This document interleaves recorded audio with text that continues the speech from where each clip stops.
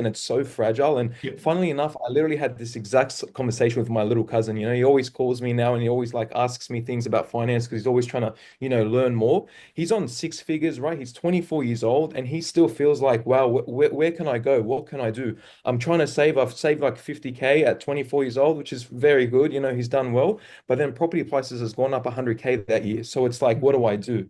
Right.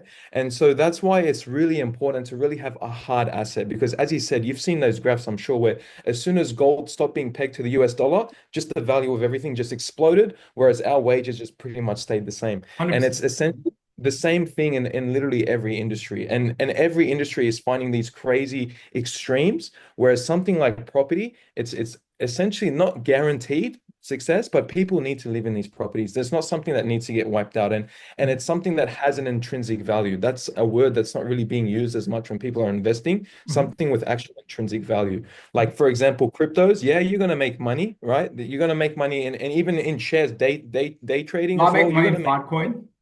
yeah, there you go. There you go, right?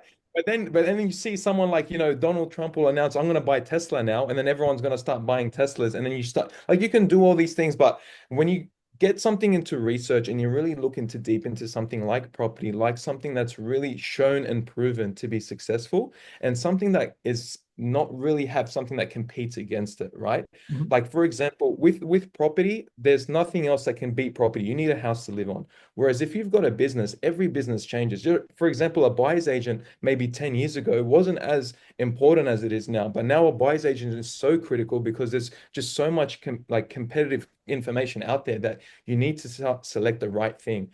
And that same conversation I had with my cousin and saying you did well really saving, but what you need to focus is literally exactly everything what you said. This next 10 years is really critical. A lot of economies around the world are failing and some economies are rising. There's a lot of volatility. And the one thing that isn't volatile is property at the moment, Yeah. right? We've